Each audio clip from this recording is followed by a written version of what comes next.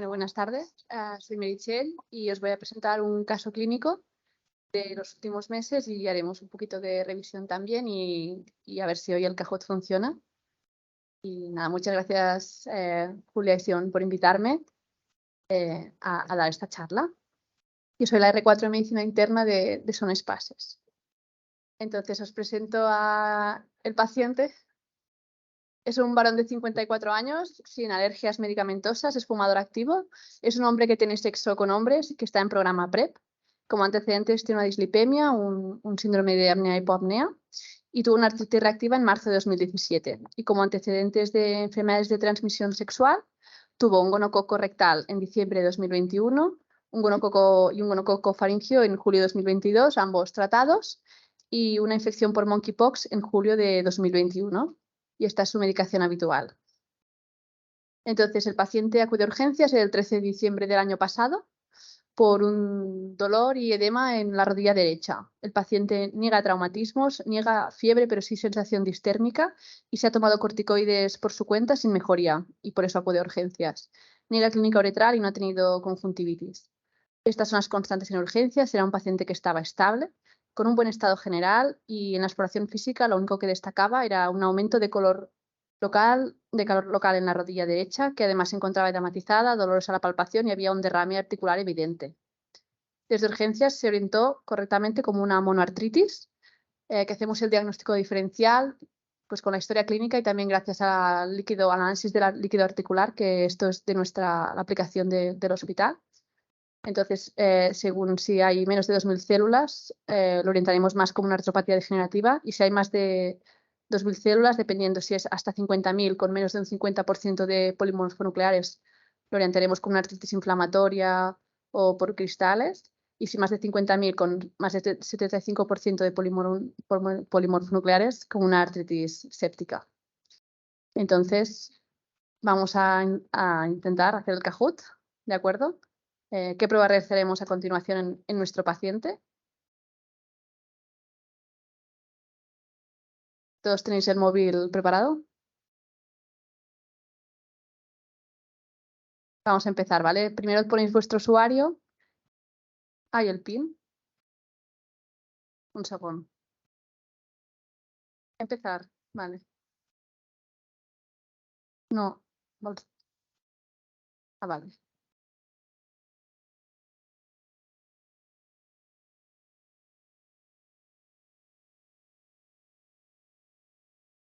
No.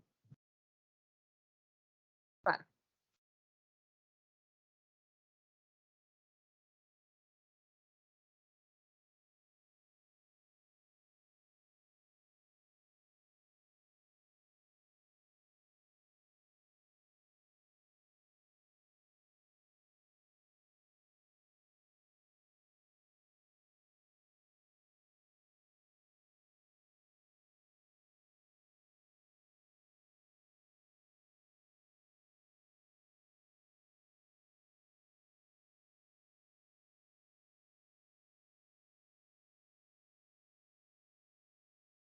Vale, perfecto. Yo creo que podemos empezar con la primera pregunta. Acordaos que, bueno, la pregunta era de qué pruebas realizaremos al paciente en cuestión.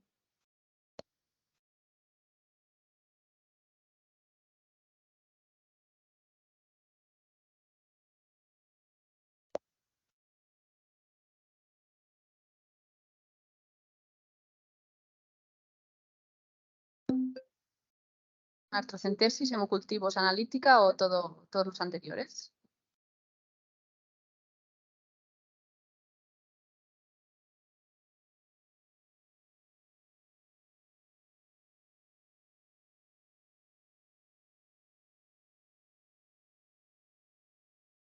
Vale, perfecto. Lo sabéis muy bien. Sí, bueno, había que hacer y se hicieron todas las anteriores. Esta es la analítica de urgencias. Había una leucocitosis con neutrofilia y una trombocitosis, una USG de 22, la coagulación estaba bien, la función renal-iones bien y había una PCR elevada de 4,65.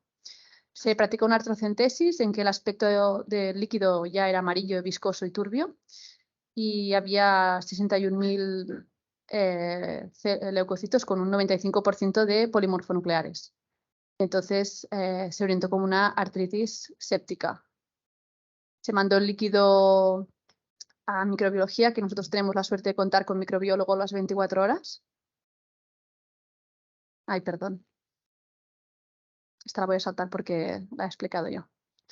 Pero eso, tenemos la suerte de tener microbiólogo las 24 horas. Entonces llamaron enseguida de que en el líquido articular se observaban diplococos gram negativos.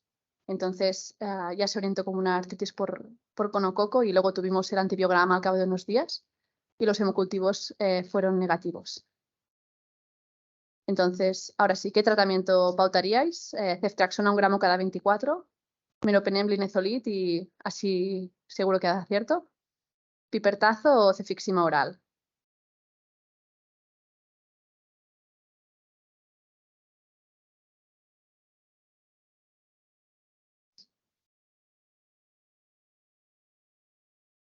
Bueno, si queréis, a ver quién es el más rápido en este.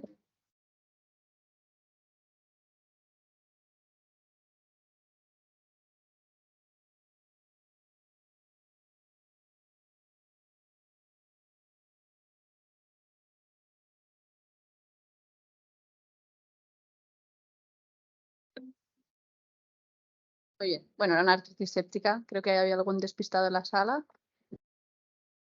No pasa nada. Ya es la última sesión. Ahora sí, ¿qué tratamiento antibiótico pautaríamos a este paciente?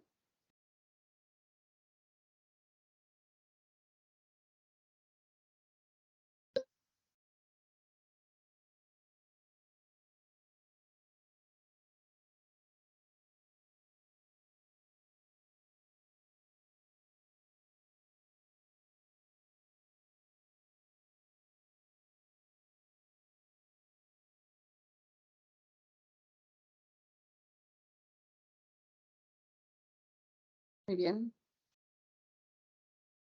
Pues, bueno, este paciente se ingresó a nuestra planta como una orientación de artritis gonocócica. Se inició la ceftriaxona 1 gramo cada 24 durante 7 días y se contactó con hospitalización a domicilio para continuar el tratamiento allí. Y durante el ingreso sí que se aprovechó para realizar el cribaje de ETS y el frotis faringio dio positivo para gonococo y las serologías y el frotis uretral fueron negativos. Voy a hacer una rápida revisión de 2 temas, de gonococo y PrEP, que ya se han hablado hoy, pero bueno, primero de todo, antes de empezar la revisión, ¿qué tesis bacteriana es más frecuente? ¿Clamidia, gonococo, sífilis o micoplasma?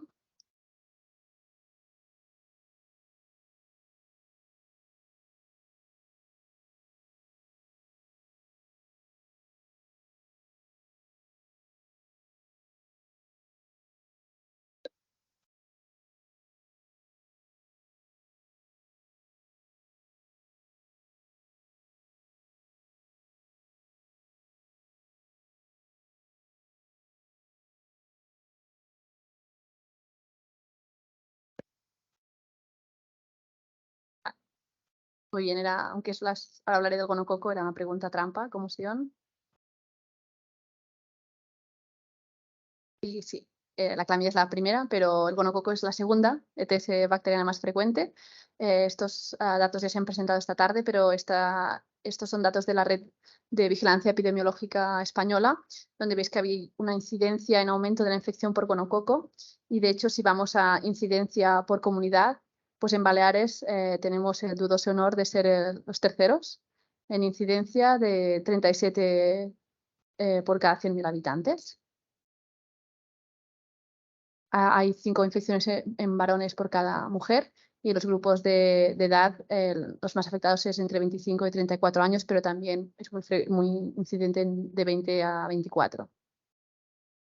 El gonococo es un diplococo gram negativo no capsulado, intracelular y es un aerobio estricto. Es un patógeno primario exclusivamente humano y afecta predominantemente a la uretra, al endocérvix, al recto, la faringe y a la conjuntiva ocular y se transmite por contacto directo entre mucosas. Los cuadros clínicos, los hemos estado hablando estos días, pues la uretritis, que es sintomática en el 90%, tiene una incubación de entre 2 a 8 días y la clínica es una secreción uretral purulenta con disuria en la mitad de los casos y también puede cursar con tenesmo, hematuria terminal y dolor uretral y puede dar complicaciones con abscesos, estenosis y fístulas. Además puede también cursar con orquipididimitis y prostatitis, que se puede complicar con prostatitis crónica. La cervicitis es asintomática o asintomática en el 50% de los pacientes y tiene una incubación un poquito más larga de 10 días. Cuando da clínica, los pacientes presentan pues, una secreción vaginal purulenta con disuria, dolor hipogástrico o incluso alteraciones menstruales. También se puede complicar con absceso o una enfermedad inflamatoria fértil y puede dar incluso infertilidad o embarazo ectópico o una perihepatitis. Las otras afectaciones que da, pues anorrectal, que también es asintomática en el 90% de los casos, pero cuando da clínica de proctitis. La orofaringia, que también normalmente es asintomático, pero puede cursar con tonsilitis o una adenopatía y se ha relacionado con la diseminación hematógena y con aparición de resistencias al tratamiento. La conjuntivitis, que es rara en el adulto, pero puede incluso llegar a dar ceguera. La diseminada, que es la infrecuente, solo en un 3% de los casos y que es más frecuente en mujeres. Da varios síndromes. El más frecuente es el de afectación dérmica y artritis, pero también puede dar incluso una endocarditis y una meningitis. El diagnóstico es muy importante siempre que hay síntomas para monitorizar la respuesta al tratamiento como parte del estudio de contactos cuando hay una coinfección con otra enfermedad de transmisión sexual, siempre que hay una nueva pareja sexual o parejas sexuales múltiples o en casos de abuso sexual. Las técnicas que se utilizan, pues en microscopio utilizamos el GRAM, que es sobre todo sensible para la uretritis. La uretritis es la única indicación de elección para el GRAM, porque el resto, pues por sensibilidad, no es lo mejor. El cultivo, pues es el único método para obtener un antibiograma. Las técnicas de biología molecular, las PCR, son la técnica más sensible y se puede hacer de forma dual para detectar a clamidia, pero no nos da datos de sensibilidad antibiótica. Y luego hay los point of care, que también normalmente pues se están empezando a utilizar, que también permiten la detección dual normalmente con clamidia y gonococo. Entonces, ahora para hablar un poquito del tratamiento, ¿cuál creéis que es el tratamiento de elección en uretritis o cervicitis?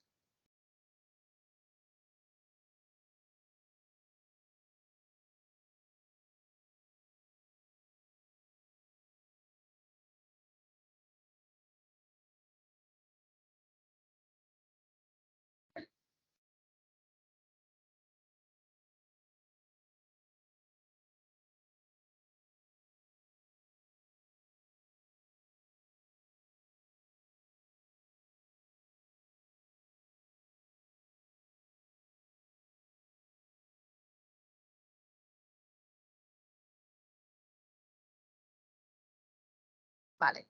Bueno, todas son ciertas según la guía que miremos. Esta es una pregunta ya un poco más difícil. Yo he revisado tanto la guía la nuestra de Son-Espaces como GESIDA, como las europeas, como la CDC, y según la guía que mires hay una pauta diferente. La de CDC es la que utiliza la doxiciclina con la ceftriaxona y el resto es ceftriaxona y acitro. En orofaringe y conjuntivitis es parecida y la afectación sistémica pues sí que obliga a un tratamiento más prolongado. En artritis 7 días, en meningitis 10-14 días o en endocarditis 4 semanas.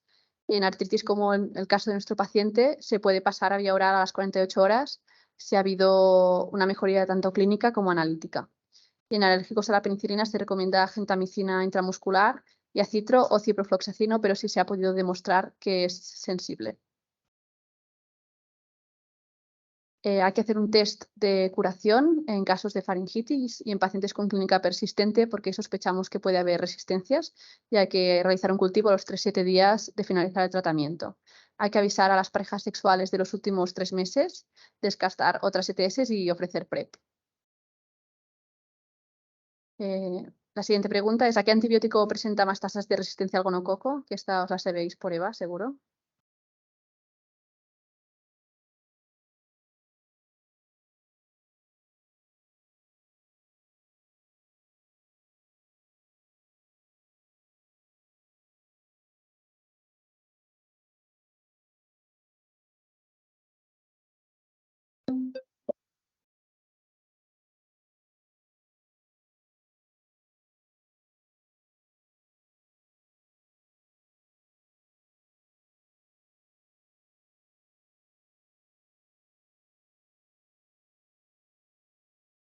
Vale. Ciprofloxacino. Como EVA os ha presentado datos hoy, yo solo os haré un mini resumen de la alerta que hay de la resistencia antibiótica en el gonococo. Estos son datos globales de la OMS. Aquí indican la susceptibilidad o sea, la resistencia a la ceftriaxona, ¿de acuerdo? Es todavía peor en la citromicina y en todos los países se ha detectado resistencia al ciprofloxacino en el gonococo. Y bueno, ¿y qué pasa? Este paciente, acordaos que era un paciente que estaba en programa PrEP. ¿Y qué pasa con la PrEP? Bueno, hoy la verdad es que ha sido un debate y se ha expuesto muchos datos, pero bueno, yo solo quería recordaros que la incidencia de las ETS está en aumento, pero que no está claro qué papel juega la PrEP en este aumento. De hecho, yo os traigo otros estudios, no el australiano. Os traigo 2 estudios alemanes que me han parecido los 2 estudios más parecidos. Uno había 1000 hombres que tenían sexo con hombres y un 53% de uso de PrEP, y comparaban los pacientes usuarios de PrEP y los pacientes que no utilizaban PrEP. Y no había diferencias en las ETS. En cambio, en otro estudio con 2300 hombres que tienen sexo con hombres, que un 27% utilizaban PrEP, pues sí que había un aumento de los ETS en los usuarios de PrEP. Y yo vengo a presentaros un par de datos de la PrEP en nuestro CAIS, ¿vale? Hay 246 participantes y 204 siguen en seguimiento activo, y la buena noticia es que hay cero conversiones, ¿de acuerdo? La población diana más común es hombres que tienen sexo con hombres, ¿de acuerdo? Y las prácticas sexuales, digamos, de riesgo de los usuarios son más de 10 parejas sexuales al año, práctica de sexo anal sin preservativo, o también otra indicación sería tener una o más de ETS bacterianas al año. He revisado los datos del CAIS actualizados desde hace 3 días y ha habido 115 pacientes en programa PrEP que han tenido enfermedades de transmisión sexual y ha habido unas 225 infecciones bacterianas. He revisado el gonococo, la clamidia y la sífilis. Veis aquí que sobre todo el gonococo a nivel rectal, faríngeo, uretral 10. Y de la clamidia también, sobre todo rectal, a nivel faríngeo y uretral menos. Y ha habido 29 casos de sífilis. Y eso es todo lo que os quería comentar hoy. Y muchas gracias por la atención y participar.